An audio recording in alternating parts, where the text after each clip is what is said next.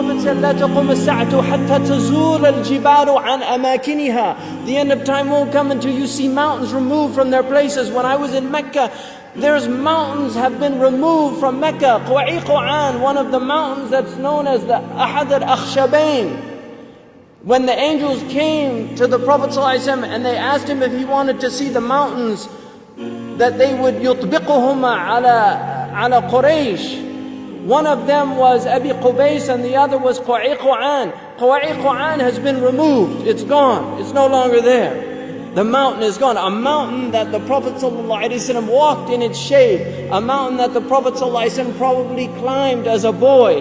This mountain is now removed. Then the Prophet ﷺ said, لا تقوم الساعة حتى تزول الجبال عن أماكنها. These are signs for people to reflect. The Prophet I was on the Arabian Peninsula with my family, walking on the beach, and I came upon people in a public beach having sexual intercourse.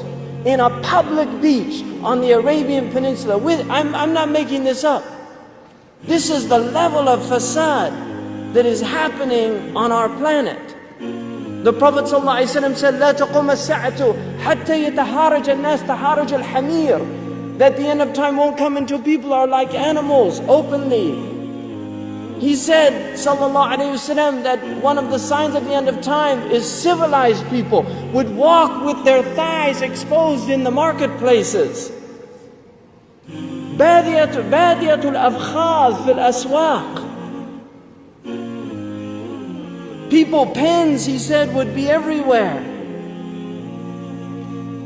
He said that people, out of their love of the world, you would get two-income families. That people would be two-income families. That he said a woman will out حرصا على الدنيا تعين زوجها على التجارة. Out of love for this world, she'll work like her husband to earn livelihood, neglecting the children. Some people are forced to do that. And there's no blame on that. But there's people that just out of love of dunya, they will abandon their children and go out. These are the things that are happening around us. He told us that towards the end of time, you will see the people of the ala, ri'asha yatatawaluna fil bunyan. He said there will be poor people who were the desert people, and they were poor and they were taking care of goats and animals, and then they'll begin to build huge buildings. These are signs before your very eyes. We're seeing signs of our Prophet ﷺ. He told us that you will see the buildings of Mecca reach the mountaintops. The buildings of Mecca will reach the mountaintops. And this is happening in our lifetime. When I first went to Mecca, there were no buildings even close to the tops of the mountains of Mecca. And now it's filled with buildings that are beginning to reach the mountaintops.